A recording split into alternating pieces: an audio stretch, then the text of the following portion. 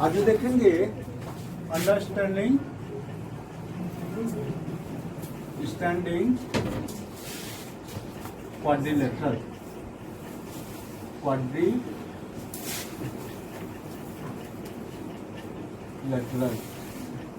ठीक है। Understanding quadrilateral में जो आज हम लोग देखने वाले हैं वह देखने वाले हैं रोम्बस। रोम्बस क्या होता है? ठीक है कि हम लोग जानते हैं कि रोम्बस भी जो है एक पैरेललोग्राम है। ठीक है, तो रोम्बस किसको बोलेंगे? तो याद रखिएगा कि अब पैरेललोग्राम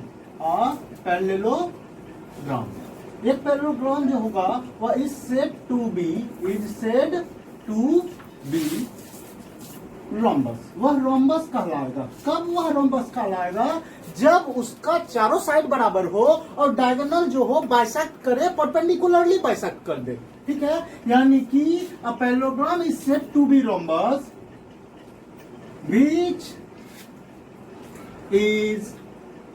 which has 4 equal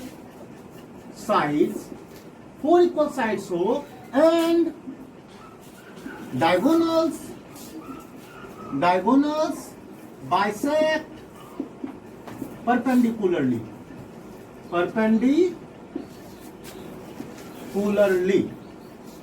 ठीक है, यानी कि यह देखिए कि यह आपका एक रोम्बस है जिसका डायगोनल जो है वह परपेंडिकुलरली बाइसेक्ट करता है। यह ए बी सी और यह आपका डी। इसका साइड मान लेते हैं ए। यह डायगोनल D1 है और इसका डायगोनल आपका D2 है। ठीक है, तो हमेशा याद रखिएगा कि रोम्बस जो है वह क्या है? सबसे पहला काम तो पैरेललोग्राम है। जैसे ही पैरेललोग्राम बोल दिए, पैरेललोग्राम का सारा प्रॉपर्टी क्या था? पैरेललोग्राम का प्रॉपर्टी अपोजिट साइड बराबर, अपोजिट एंगल बराबर, diagonal bisect to each other. तो यह सारा प्रॉपर्टी था पैरेललोग्राम का। तो पैरेललोग्राम जो है वह रोम्बस कहलाएगा। कब कहलाएगा? जब उसका चारों साइड जो हो बराबर हो। यह भी ए यानी चारों साइड बराबर हो गया। और यहाँ पे यह जो है डायगोनल, यह देख लो डायगोनल जो है हाफ पार्ट में डिवाइड कर रहा है, यानी यह इतना इक्वल टू इतना और यह बराबर आपका यह। मान लो कि O यानी कि OA equal to OC, BO equal to OD। ठीक है, यानी कि और यह जो है 90 डिग्री। यह थ्योरम जो इसका जो यह प्रॉपर्टी है, यह चीज हम लोग प्रूफ कर चुके हैं। तो यहाँ पे हम लोग प्रॉपर्टी ऑफ रोम्बस देखेंगे।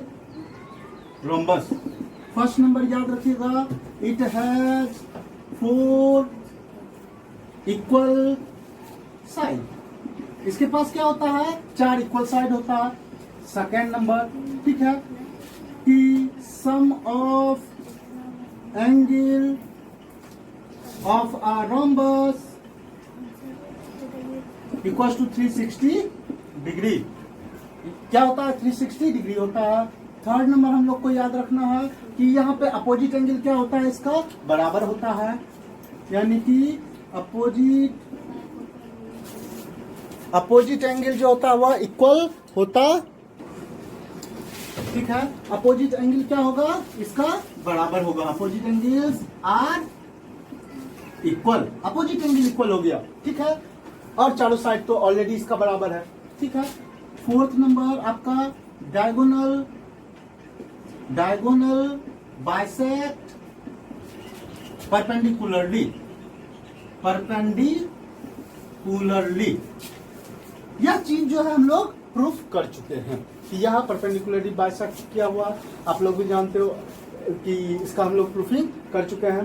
तो यह सारा प्रॉपर्टी और यह डिफिनेशन हम लोग को याद रखना है और इसी पे बेस ऑन हम लोग को बनाना है। वैसे ये एक और प्रॉपर्टी लिख लीजिए, जबकि आपके चैप्टर में वह नहीं होगा। वह क्या है कि एरिया ऑफ रोम्बस जो होता है वह आपका half into D1 into D2। या D1 D2 क्या है? डायगोनल है। Where D1 and D2 are diagonals। वैसे इसका यूज यहाँ पे नहीं होगा, बट आप लोग यह जानकारी के लिए याद रखिएगा कि एरिया ऑफ रोम्बस जो होता है half into D1 into D2 आपका होता है। अब इसका हम लोग कुछ एग्जाम्पल देखेंगे और एग्जाम्पल से हम लोग इसके प्रॉपर्टी को समझेंगे। इसका जो भी प्रॉपर्टी है उसको हम लोग डिप्लॉय करेंगे और वह यूज करेंगे, किस तरह से यूज करके प्रॉब्लम सॉल्व करेंगे, वह सारा चीज हम लोग एग्जाम्पल के द्वारा यहाँ पे देखने वाले हैं। तो चलिए एग्जाम्पल देखते हैं। सम एग्जाम्पल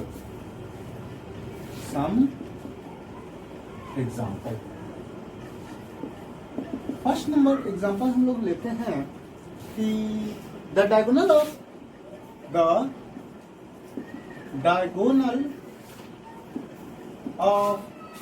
पैरेललोग्राम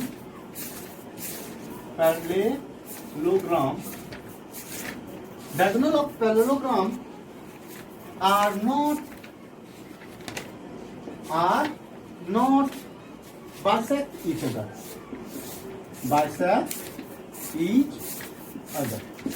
क्या बोल दिया कि डायगोनल ऑफ पैरेललोग्राम जो है वह बाइसेक्ट नहीं करता है एक दूसरे को, ठीक है।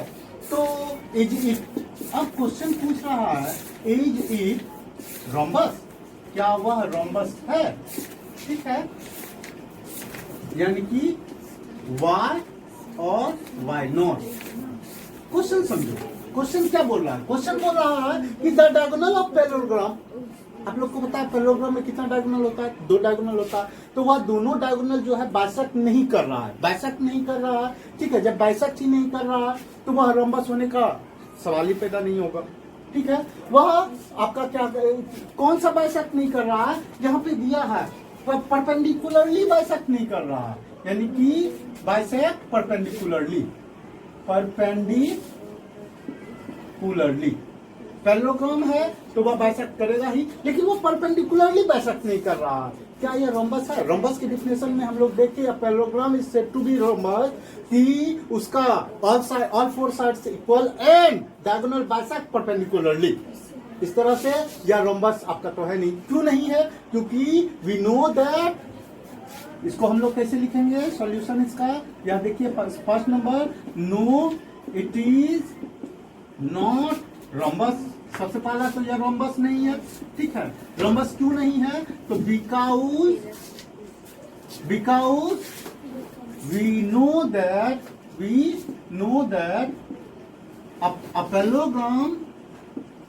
a parallelogram is said to be rhombus। वह रोम्बस कहलाएगा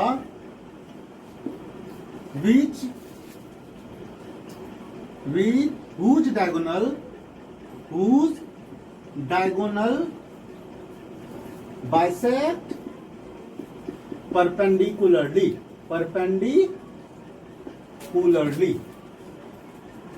कि उसका डायगोनल जो है वह परपेंडिकुलरली बाइसेक्ट अगर करता है तो वह डायगोनल होगा, अगर नहीं करता है तो वह नहीं होगा। यानी कि यह जो प्रॉब्लम आया, इस प्रॉब्लम को हम लोग सॉल्व किए किसके द्वारा? डिफिनेशन ऑफ रोम्बस के द्वारा इस प्रॉब्लम को हम लोग सॉल्व कर लिए। एक दूसरा को हम लोग एग्जांपल लेंगे। वह एग्जांपल देखिए कि ABCD is a rhombus. ABCD is a rhombus. ABCD जो है वह आपका रोम्बस दिया हुआ है। इफ एंगल ACB जो है वह आपका 40 डिग्री दे दिया। ACB कितना दे दिया? 40 डिग्री दे दिया। तो फाइंड एंगल आपका ADB। सबसे पहला काम करेंगे रोम्बस के लिए, तो इसका फिगर हम लोग ड्रॉ करते हैं। चलिए फिगर ड्रॉ करते हैं। यह आपका फिगर है, फिगर बना लिए। यह आपका डायगोनल बाइसेक्ट कर रहा है A, B, C और यह D, यहाँ पे मान लेते हैं O, ठीक है। अब देखिए ACB कहाँ है? ACB यानी यह एंगल आपका कितना दे दिया? 40 डिग्री। यह एंगल आपका 40 डिग्री दे दिया। अब फाइंड क्या करना है, एडीबी। एडीबी कहाँ है, एडीबी यानी यह एंगल कितना होगा हम लोग को फाइंड करना है। यह एंगल हम लोग को फाइंड करना है कि वह कितना होगा। चलिए हम लोग जो गिवन है वह चीज हम लोग लिख लेते हैं कि A B C D is a rhombus, is a rhombus. यह रोम्बस दिया हुआ तो हम लोग लिख लिए रोम्बस है, ठीक है। दूसरा क्या दिया हुआ है कि एंगल जो है ए सी बी जो है वह 40 डिग्री दिया हुआ है, या ए सी बी 40 डिग्री दे दिया, ठीक है। अब एक चीज और देखते हैं कि यह 40 डिग्री दिया। अब टू फाइंड, क्या फाइंड करना था हम लोग को, जो फाइंड करना, क्या फाइंड करना था, तो ए डी बी यानी यह ए डी बी, यह एंगल हम लोग को फाइंड करना है। A D B equal to 1, ठीक है। अब हम लोग यहाँ से सॉल्यूशन करते हैं, सॉल्यूशन इसका हम लोग करते हैं। अब एक चीज देखिए कि यह 40 डिग्री है, यह आपका कितना है 40 डिग्री है, तो यह आपका क्या होगा 90 डिग्री हो जाएगा। और यह एंगल कितना होगा, ट्रायंगल किस एंगल से, BOC से, ठीक है।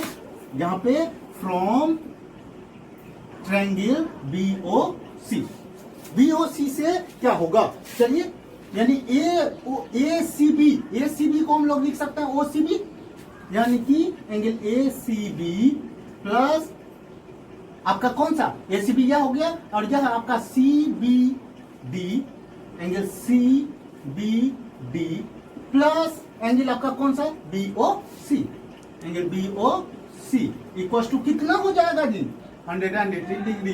क्यों ऐसा हुआ, क्योंकि हम लोग जानते हैं ट्रायंगल में एंगल का सम कितना होता है 180 डिग्री होता है। यानी कि यह ACB तो हम लोग को पता है 40 डिग्री, चलिए 40 डिग्री प्लस CBD हमको पता नहीं है तो CBD हो गया, प्लस BOC हम लोग को पता है 90 डिग्री, क्योंकि डायगोनल बाइसेक्ट करता है, परपेंडिकुलरली बाइसेक्ट करता है, ठीक है।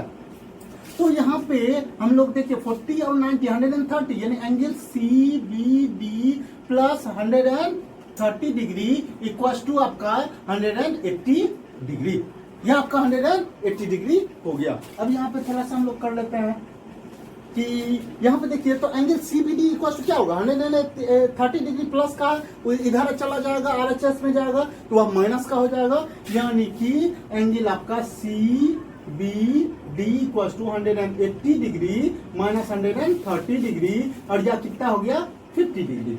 अब एक चीज बताओ CBD यह और यह एंगल क्या होगा, अल्टरनेट इंटीरियर एंगल से, क्योंकि BC और AD पर पैरेलल है, चूंकि यह रोम्बस जो होता है पैरेललोग्राम होता है और अपोजिट साइड पैरेलल होता है, उसी हिसाब से यह CBD और BDA क्या हो जाएगा अल्टरनेट इंटीरियर एंगल से बराबर हो जाएगा, यानी कि जिससे इंप्लाइज करेगा कि एंगल, यानी कि इस तरह लिख सकते हैं कि सिंस एंगल जो होगा CBD इक्वल टू एंगल आपका ADB बराबर होगा, क्यों, क्योंकि alternate interior angle, alternate interior angle से बराबर होगा, जिससे इंप्लाइज किया therefore angle ADB equal to कितना, तो यह आपका 50 डिग्री आपका हो गया। तो यहाँ पे हम लोग यही देखे कि इजी वे में कैसे बन निकाले कि यहाँ पे यह जो रूल हम लोग पढ़े थे परपेंडिकुलरली बाइसेक्ट कर रहा था 90 डिग्री, वह प्रॉपर्टी यहाँ पे हम लोग यूज कर लिए और इससे यह एंगल निकाले, यह एंगल और यह एंगल जो है अल्टरनेट इंटीरियर एंगल से बराबर हो गया, और इस तरह से इजी वे में हम लोग प्रॉपर्टी के द्वारा इसको सॉल्व आउट कर लिए। नेक्स्ट जो हम लोग देखने वाले हैं नेक्स्ट एग्जांपल, यह देखिए कि if the diagonal of rhombus, if the diagonal of rhombus कितना है 12 सेंटीमीटर एंड 16 सेंटीमीटर, 12 सेंटीमीटर और 16 सेंटीमीटर दिया हुआ है, तो बोल रहा है कि find the length of its side, यानी ईच साइड। देखिए कितना हल्का है, इसको भी हम लोग किससे? उस प्रॉपर्टी से। कौन सा प्रॉपर्टी? कि डायगोनल बाइसेक्ट करता है, परपेंडिकुलर बाइसेक्ट करता है, उसी प्रॉपर्टी से इसको हम लोग फाइंड आउट करेंगे। चलिए एक फिगर बना लीजिए, फिगर बनाइएगा तो इजी वे में हम लोग को समझ में भी आएगा कि करना क्या है। ठीक है, यह आपका डायगोनल बन गया।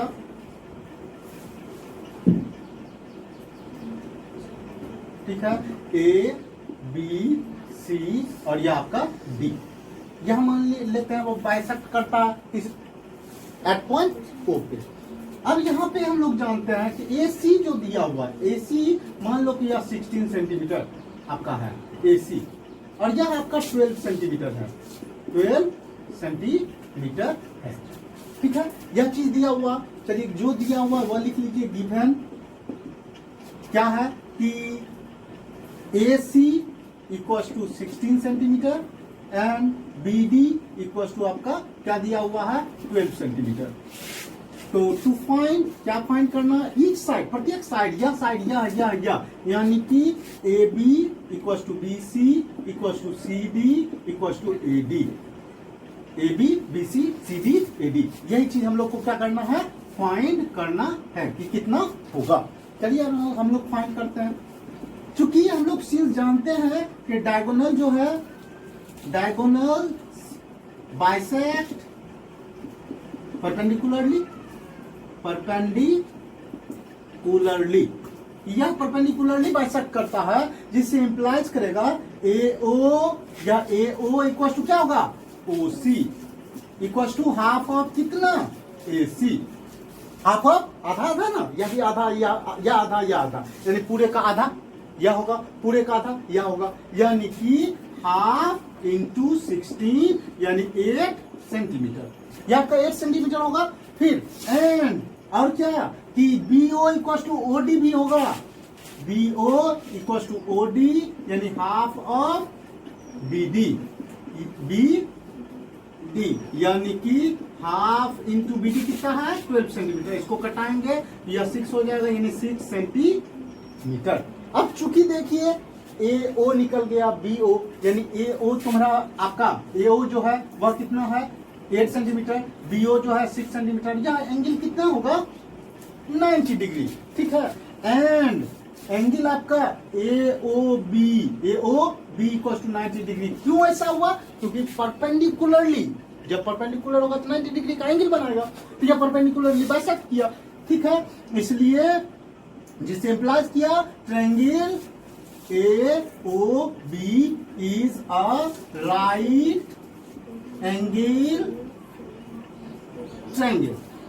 आप जानते हो राइट एंगल ट्रायंगल में हाइपोटेनस का स्क्वायर जो होता है, base square plus perpendicular square होता है, जिससे इंप्लाइज करेगा H square equal to P square plus B square, यानी कि H square equal to P.